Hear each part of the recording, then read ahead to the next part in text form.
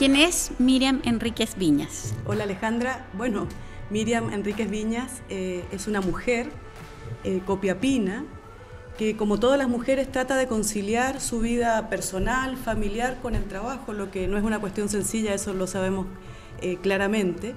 Y además soy una persona que le ha tocado vivir gran parte de su vida, no solamente en Chile, sino que también en el extranjero, ya sea por motivos familiares, políticos y también por motivos de estudio. Y eso me ha permitido realmente conocer distintos lugares, principalmente en Argentina. Y además en lo profesional soy abogada y profesora de Derecho Constitucional, eso tiene que ver mucho con lo que seguramente conversaremos. Y también, y por este tiempo, soy decana de la Facultad de Derecho de la Universidad Alberto Hurtado. Muy bienvenida, Miriam, a Desde el Propósito. En este programa, en esta conversación, queremos conocer tu historia, tu trayectoria y también tu propósito. Y en ese sentido me gustaría partir con tu vida en Argentina, tu vida en el exilio. ¿Cómo te marcó? ¿Cómo viviste ese desarraigo? ¿Qué te trajo de buenas experiencias y también de otras no tan buenas? Bien, bueno, justamente este año conmemoramos los 50 años del golpe y es justamente la edad que tengo yo. Nací prácticamente a un mes de septiembre del 73 y prácticamente de forma inmediata a esa instancia, a ese momento, a esa situación, podríamos decir, mi familia debió emigrar y lo hicimos a Argentina, a San Juan. Yo creo que eso realmente marcó mi vida y la de mi familia. Tengo una hermana argentina. Estamos todos aquí en Chile de vuelta, muy contentos de vivir aquí. Y la verdad es que mi infancia, mi adolescencia y mis primeros años, incluso toda mi carrera universitaria, las hice en Argentina. Ahí tengo claramente un espacio, un arraigo que es importantísimo, pero tengo que decir que durante esos 25 años que viví en Argentina, nunca dejé de tener el contacto aquí con mi familia, con mis amigos, con los amigos de mi familia. Así es que la verdad es que siempre estuve como entre dos mundos, aunque no son tan distintos Argentina que Chile, sí claramente momentos, experiencias bien distintas. Prácticamente lo que hice fue regresar a Chile para estudiar un posgrado, un magíster en la Universidad Católica, y me fui quedando por razones laborales, y la verdad es que hoy no me imagino vivir sino acá en Chile. Estoy muy contenta, tengo una familia preciosa aquí, y por lo tanto me he debatido, digamos, entre un país y otro, pero claramente mis raíces son estas y estoy aquí, y estoy encantada de estar aquí. Y cada tanto me toca viajar a Argentina y ya es como algo más distante. Tú estudiaste Derecho en Argentina. ¿Qué es para ti la justicia? ¡Wow! me surge responder en términos... Yo creo que en general nosotros hablamos de la justicia de muchas formas, pero a mí me gusta pensar en la justicia como la justicia social. Y en ese sentido es mirar los destinatarios de las normas para que reciban justamente un trato igualitario y para que además se tomen en consideración las circunstancias y las condiciones en las que las personas se encuentran justamente al momento de aplicar esas normas. Aplicar una norma desde una perspectiva de justicia no puede sino mirar a las personas que se encuentran en determinadas circunstancias. Yo creo que justamente allí podríamos encontrar alguna definición de justicia, pero cuando ya pensamos en justicia social, pensamos en otras nociones que creo que son muy importantes y que podemos relevar, como la solidaridad y también la igualdad de oportunidades, que yo creo que es algo que también se ha instalado con mucha fuerza en este último tiempo en los relatos, en los discursos, en los argumentos, a propósito, por ejemplo, de los temas de género. Miriam, tú además después hiciste un doctorado y un postdoctorado en España, de ahí viene el derecho constitucional, o sea, como experticia. En ese sentido, hoy día, en el contexto en el que estamos en la actualidad, ¿cómo confluye tu propósito con esta experiencia que tienes en un momento que además es tan importante para el país? Sí, yo suelo a veces definirme como una mujer de derecho y en ese sentido con una especialidad muy concreta en derecho constitucional, en derecho público, porque también estoy en una dimensión bien relacionada con el derecho internacional de los derechos humanos, así es que transito también esas dos dimensiones. Mis estudios doctorales tienen que ver con esta materia, con este ámbito. Y yo creo que el derecho no solamente regula las conductas de las personas, que es como habitualmente nosotros pensamos en el derecho, como algo, conjunto de normas, de leyes, que lo que van haciendo es determinar una conducta y eventualmente una sanción, sino que yo también creo que el derecho puede generar cambios o transformaciones en la sociedad. Y cuando eso ocurre desde una constitución, el efecto es mucho más inmediato, es mucho más profundo, mucho más duradero, y por eso también este interés en el derecho constitucional y especialmente en la posibilidad de que la Constitución chilena cambie justamente para hacer cambios y transformaciones que yo creo que hoy la sociedad, en distintas perspectivas, desde distintos puntos de vista, demanda. ¿Cómo has visto tú la evolución del proceso constituyente, que en este caso en nuestro país ha habido dos momentos, ¿no? El año pasado, ahora este momento, y en ese sentido también, ¿cómo ves que están representados hoy versus o en comparación al proceso anterior las temáticas de la igualdad de género? ¿Hay un backlash? Definitivamente lo hay, pero yo distinguiría otros momentos inclusive. En el 2005 yo ya estaba tratando de participar en el tema de los cambios constitucionales con la reforma constitucional del 2005, particularmente el reconocimiento constitucional de los pueblos originarios, que era un tema que me parecía muy relevante cuando ya otras constituciones habían reconocido a los pueblos indígenas. Chile 2005 no tenía este reconocimiento en su texto. Pensemos que también el proceso constituyente de la presidenta Bachelet fue muy significativo y también tuve ahí ocasión de participar, como lo hicieron muchos profesores de Derecho Constitucional, pero también como ciudadana en los encuentros locales autoconvocados, los encuentros regionales, en fin, incluso en el proceso de aportar para la redacción de esta reforma al texto constitucional que eventualmente luego no se tramitó, hubiera sido una nueva constitución. Hoy ese texto también sirve de base a lo que está ocurriendo y lo que estamos conversando. Ahí el tema de género estaba presente, pero no con la fuerza que se discutió en el proceso constituyente del año 2022, podríamos decir el recién pasado. Ahí los temas de género fueron muchísimos en materia de derechos, también en una lógica de principios, pero yo creo que lo más importante en ese proceso fue cómo, considerando que la desigualdad de género es un tema estructural, se pudo incluso considerar la temática a propósito de la organización del poder. La paridad tiene todo que ver con eso, y eso auguraba probablemente cambios más profundos, más rápidos, más duraderos. Y, por ejemplo, también la posibilidad de juzgar con enfoque de género también tenía mucho que ver con eso que algunos llaman como la sala de máquinas. Entonces, creo que habían algo así como 30, 40 normas vinculadas con género, que claramente daban cuenta de que ese era el momento de estos contenidos en el texto constitucional. Y ahora estamos en otro proceso constituyente con características completamente distintas, con bases constitucionales, no con un órgano, sino con dos órganos, uno experto y el otro elegido, con fuerzas políticas que claramente distan de las del proceso anterior, y el tema de género tiene mucho más dificultades para probablemente plasmarse en el texto constitucional. Ya vemos lo que ocurre con la paridad, vemos que hay menos derechos, si es que no prácticamente la paridad ninguno. es una palabra hoy día controvertida.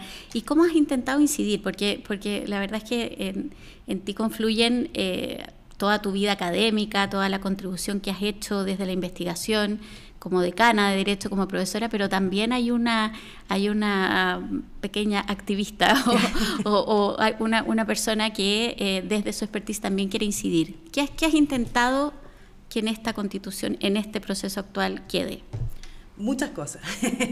No, bueno, desde que yo creo que una de las cosas que uno pudiera aspirar probablemente es a contar con una nueva Constitución. Yo creo que la mayoría, esto quedó de evidencia en el plebiscito, quiere una nueva Constitución. Los contenidos claramente son los que podemos disputar o debatir, o debatir, mejor dicho. Y en ese sentido, claro, desde el derecho constitucional uno ve que hay muchas alternativas para que esta Constitución sea más moderna. La que está vigente hoy obedece a una época, a la década de los 70, en un contexto que no tiene mucho que ver con lo que realmente Chile y su sociedad somos ahora.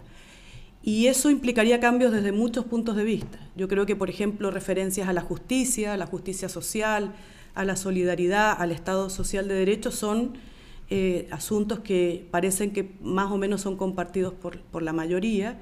En materia de derechos yo creo que hay mucho para mejorar en ese catálogo, sobre todo, por ejemplo, la protección del medio ambiente y, por supuesto, derechos que son tan relevantes como a vivir una vida libre de violencia en general y particularmente de género, por decir algunos, ¿no? ¿Y los cuidados? Y los cuidados, por supuesto, porque, bueno, en el anteproyecto que estamos conociendo no hay un derecho a los cuidados.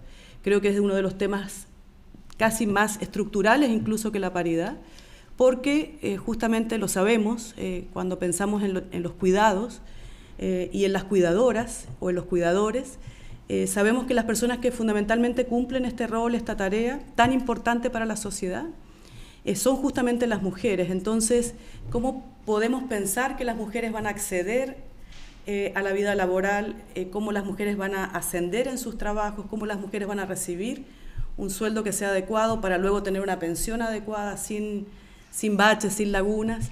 Y un largo etcétera, para participar también en la vida política, tiene que ver justamente con una necesidad de redistribuir los cuidados, de reconocerlos y también de remunerarlos y una serie de otras condiciones que podemos seguir conversando. Entonces, si ese derecho lograra ser reconocido en la Constitución, por cierto que las mujeres podrían participar en igualdad que los hombres en todos los ámbitos de la vida nacional, y eso yo creo que sería un cambio fundamental.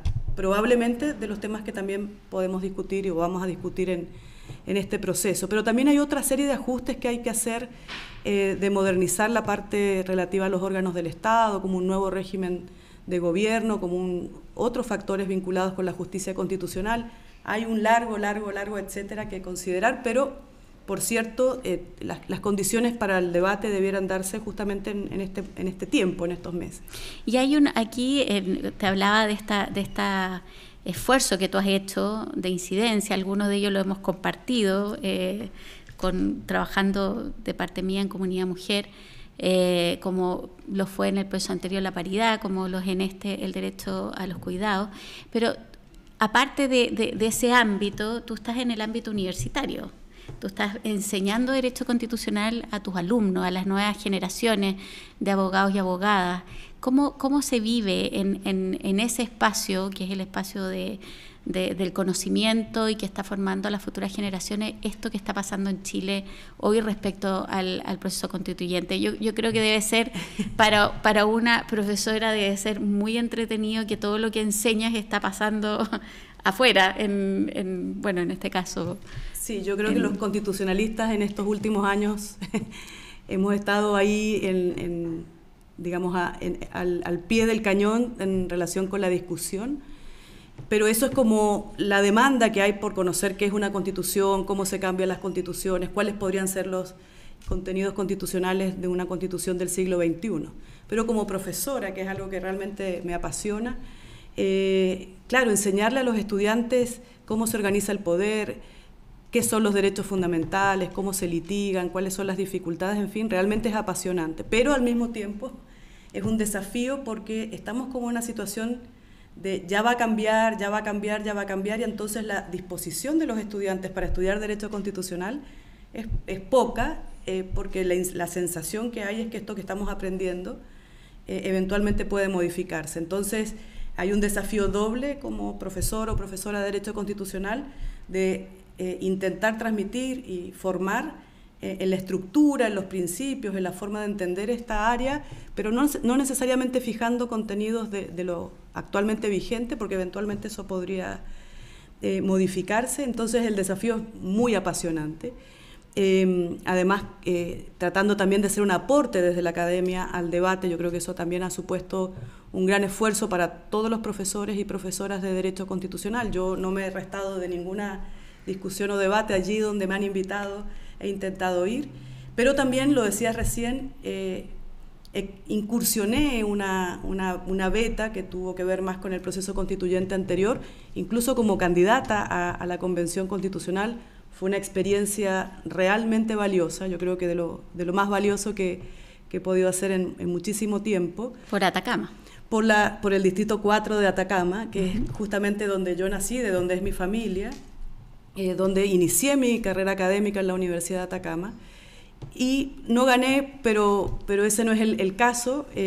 Lo que no hice fue restarme del proceso constituyente. ¿Y quizás qué aprendizaje tuviste de esa experiencia que es para la vida o que te sirve para proyectarte hacia adelante? Sí, yo creo que el principal aprendizaje, más allá de haber hecho campaña en pandemia, que no fue nada sencillo, y por supuesto la experiencia de alguien que no tiene una carrera política, era el momento de los independientes además, era justamente salir del escritorio, salir de la biblioteca, salir de las aulas, justamente a recorrer la región. Es una región muy extensa, un distrito de una, digamos que corresponde justamente a una región. Me permitió conocer muy bien la región palmo a palmo, conversar con todas las personas que tuvieron disposición para hacer lo que fueron muchísimas, pero realmente aplicar todos estos conceptos que uno puede tener de forma teórica, verlos en la aplicación de la realidad, yo creo que fue muy valioso para mí.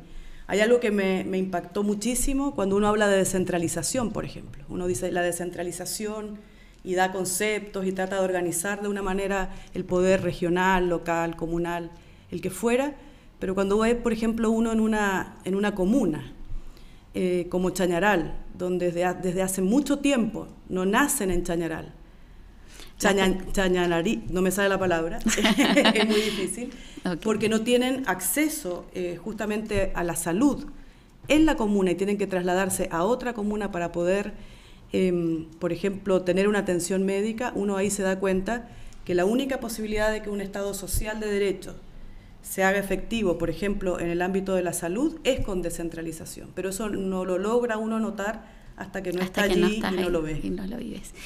Miriam, ¿cuál es tu sueño? Wow. Es una pregunta difícil. Yo creo que tengo muchos sueños, pero bueno, a propósito de los que estamos conversando, yo creo que un sueño que yo creo que es próximo, que se puede realizar, que probablemente estemos quizás, quién sabe, a puertas de alcanzarlo, es contar con una constitución que sea dada en democracia. De lo contrario, este es el déficit democrático de la actual Constitución, va a ser algo que va a acompañar el debate, la discusión por mucho tiempo, y que además esa Constitución realmente represente a todas las personas que somos parte de esta sociedad chilena, que todos nos podamos sentir representados en ella, reflejados en ella, y que sea una Constitución que no solamente sea una foto de este momento, porque los momentos hemos visto cambian en qué momento de uno para otro, sino que no solamente se refleje en el presente como una foto, sino que además piense en las generaciones futuras. Yo diría como un pacto social, político, intergeneracional. Creo que sería muy interesante tener una constitución que mire los desafíos que probablemente tengan nuestros hijos, o hijas. Yo creo que eso sería realmente valioso y eso sería un sueño próximo para mí. Hecho realidad. Esperemos. Muchas gracias, Miriam, por estar aquí en Desde el Propósito. Muchas gracias, Alejandra. Encantada de estar aquí.